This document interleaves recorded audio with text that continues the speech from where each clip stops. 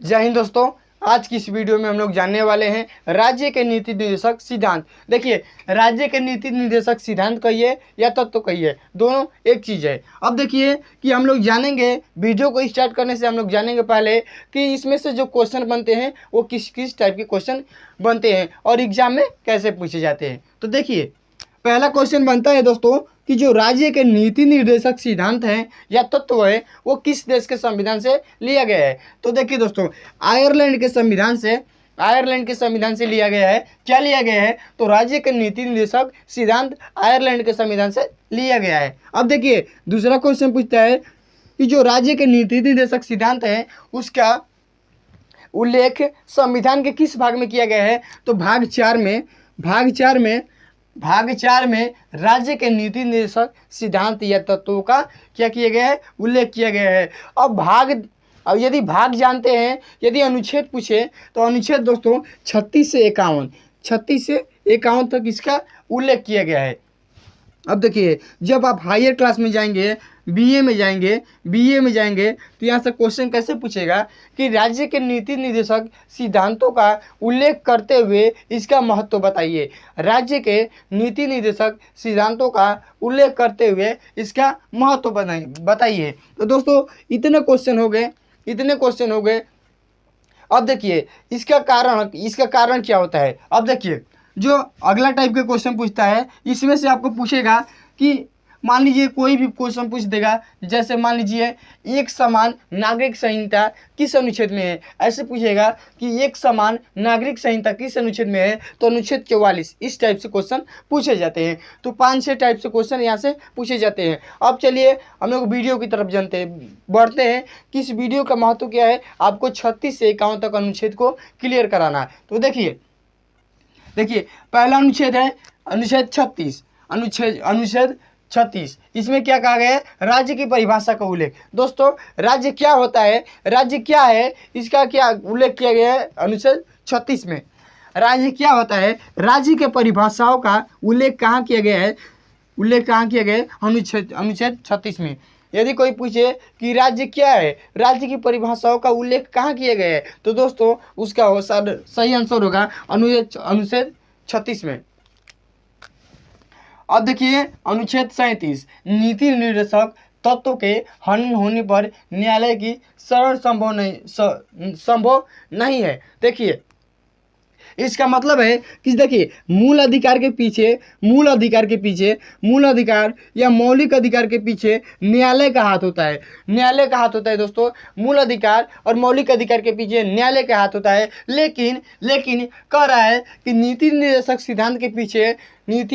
सिद्धांत का यदि हनन होए तो उसके पीछे न्यायालय का हाथ नहीं होता है। देखिए, इसका महत्व क्या है? नीति निर्देशक सिद्धांत का महत्व होता है कि वो अपने राज्य का सामाजिक, आर्थिक और राजनीतिक रूप से क्या करे? विकास करे। वो विकास अपने क्षेत्र में कर रहा है या न कर रहा है, उस पर न्यायालय का कोई प्रभाव नहीं पड़ता है। वो कैसे अपने नागरिकों को चला रहा है, किस ढंग से उनको सेवाएं प्रदान कर रहा है, उससे कोई मतलब नहीं है। इसीलिए यदि मूल अधिकार का हनन हो जाए तो न्यायालय उसके पीछे खड़ा रहता है। और राज्य कैसी कैसी मान लीजिए कोई अपना घर कैसे चला रहा है, उससे दूसरे को क्या मतलब है, उसको दूसरे से क्या मतलब है। मान लीजिए ये गांव का प्रधान है, ये गांव का प्रधान है।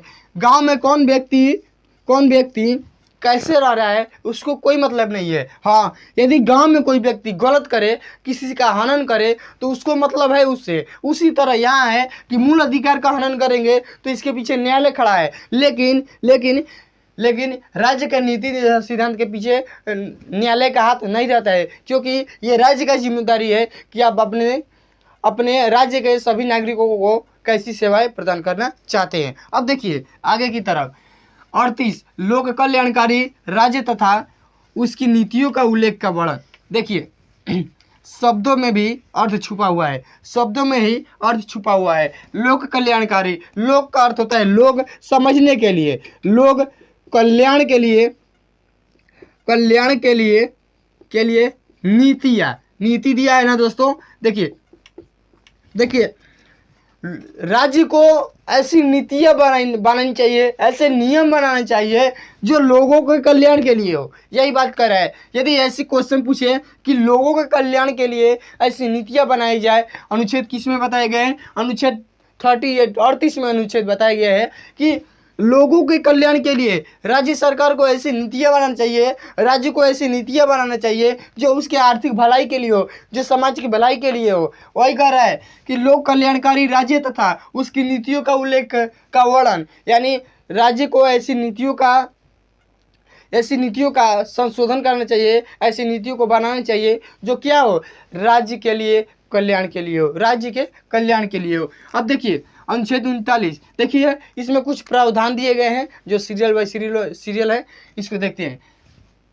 देखिए, सभी नागरिकों को आजीविका के पर्याप्त साधन का अधिकार। दोस्तों देखिए, सभी नागरिकों को राज्य का उत्तरदायी होता है कि सभी नागरिकों को आजीविका का मतलब होता है जीवन उपार्जन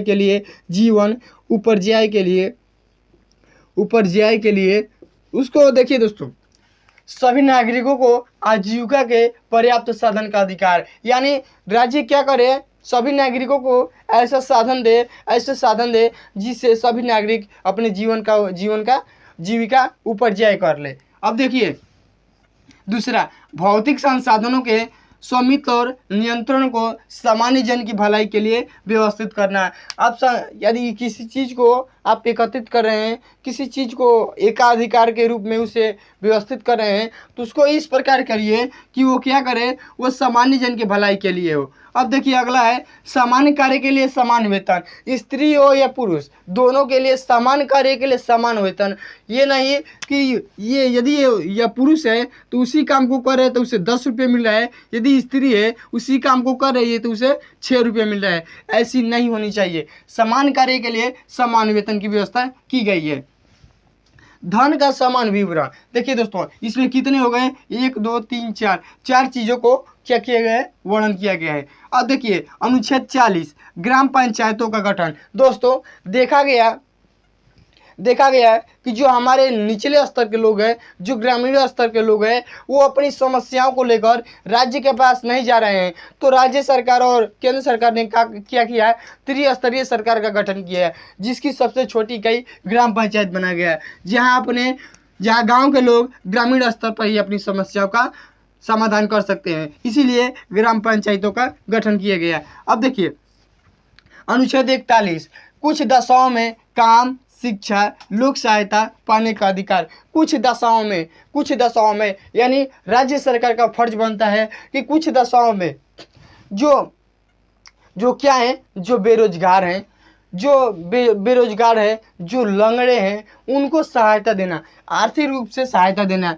देखिए कुछ दशाओं में यानी कुछ ऐसी दशा है जिसमें राज्य सरकार का फर्ज बनता है अपना दायित्व निभाने के लिए। कुछ दशाओं में काम, जैसे जो लोग बेरोजगार हैं उनको आर्थिक सहायता करना, उनको रोजगार देना। शिक्षा, जो अल्पसंख्यक है, शिक्षा का माध्यम उनके पास नहीं है तो उनको शिक्षा का माध्यम देना। और लोगों की सहायता पाने का अधिकार।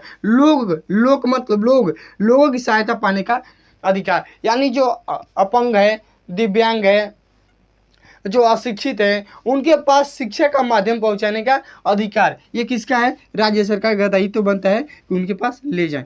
अब देखिए अनुच्छेद 42, काम की न्याय संगत मानवीय परिस्थितियों को सुनिश्चित करने तथा प्रसूति सहायता का उपबंध। देखिए इसमें क्या बताया गया है, काम की न्याय संगत मानवीय परिस्थितियों को सुनिश्चित करने तथा प्रसूति सहायता का उपबंध किया गया है। अब देखिए अगला अनुच्छेद 43, देखिए सभी कर्मकारियों के लिए निर्वाह योग्य मजदूरी और एक उचित जीवन स्तर सुनिश्चित करने का प्रयास करेगा। यानी सभी कामगारों को, जो सभी काम कर रहे हैं लोग, उनको इतनी ऐसी मजदूरी दिया जाए जिससे वो अपनी जीविका का उपार्जन कर ले, और एक उचित जीवन स्तर, यानी उससे ऐसे भी काम ना किया जाए कि उसका जीवन पर प्रभाव पड़े। अब देखिए इसी में कुटीर उद्योग को प्रोत्साहन करेगा। देखिए राज्य क्या करेगा, जो छोटे स्तर पर काम हो रहे हैं, ग्रामीण कार्य हो रहे हैं छोटे स्तर पर, उसमें क्या करेगा, प्रोत्साहन करेगा। कुटीर उद्योग का मतलब छोटे काम। अब देखिए अनुच्छेद 44, एक समान नागरिक संहिता, एक समान नागरिक संहिता की व्यवस्था की गई है। अब देखिए अनुच्छेद 45, निःशुल्क और अनिवार्य प्राथमिक शिक्षा प्रदान करने का समर्थन, निःशुल्क और अनिवार्य प्राथमिक शिक्षा प्रदान करने का समर्थन किए गए हैं। अब देखिए दोस्तों अनुच्छेद 46, अनुसूचित जातियों, अनुसूचित जनजातियों एवं दुर्लभ वर्गों के शिक्षा एवं आर्थिक हितों को बढ़ावा देगी। ये सब रिलेटेड है राज्य सरकार के। इसमें जो चर्चा की गई है वो राज्य के बारे में की गई कि राज्य को ऐसी ऐसी करनी चाहिए। राज्य का बस महत्व एक ही है कि वो समाज को, वो अपने देश को, अपने राष्ट्र को, अपने राज्य को क्या करे, सामाजिक रूप से, आर्थिक रूप से और राजनीतिक रूप से क्या करे, सुदृढ़ता प्रदान करे और उसे क्या करे, आगे बढ़ाए, उसका विकास करे। इसी के लिए इसका महत्व है। अब देखिए अनुच्छेद 47, जन स्वास्थ्य में सुधार लाने के लिए पोषक आहार के स्तर में और जीवन स्तर में वृद्धि करने का प्रयास करेगी। अब देखिए अनुच्छेद 48, कृषि और पशुपालन में आधुनिक विधियों की व्यवस्था की गई है। कृषि और पशुपालन में आधुनिक विधियों की व्यवस्था की गई है। अब देखिए 48 क, देखिए इसी का भाग है 48 क, पर्यावरण का संरक्षण और वन एवं वन्य जीवों का रक्षा, यानी पर्यावरण का संरक्षण करेगा राज्य और वन का और वन्य जीवों की रक्षा भी करेगा।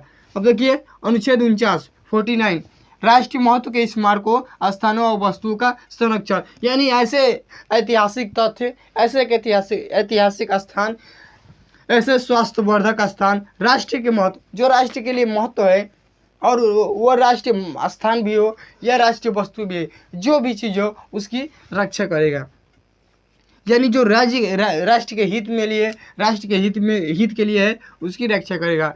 अनुच्छेद 50 में कह रहा है कार्यपालिका एवं न्यायपालिका का पृथक्करण, कि कार्यपालिका एवं न्यायपालिका का विभाजन कैसे होता है, जो ऐसे अलग अलग उसको नीतियाँ कैसे दी गई है, इसका वर्णन कहाँ किए गए, अनुच्छेद 50 में। अब देखिए अनुच्छेद 51 में कहा गया है कि अंतर्राष्ट्रीय शांति एवं सुरक्षा का प्रबंध, राज्य क्या करेगा, अंतर्राष्ट्रीय स्तर पर क्या करेगा, अंतर्राष्ट्रीय स्तर पर शांति का माहौल बनाएगा, एक दूसरे राष्ट्र के साथ सम्मानजनक व्यवहार करेगा, उसको एक समान अधिकार देगा, जो बाहरी देश के हैं अंतर्राष्ट्रीय स्तर पर सम्मानजनक सुविधाएं देगा। वही कह रहा है कि अंतर्राष्ट्रीय शांति एवं सुरक्षा का प्रबंध। तो दोस्तों आज की वीडियो यहीं समाप्त होती है। वीडियो को देखने के लिए आपका बहुत बहुत धन्यवाद।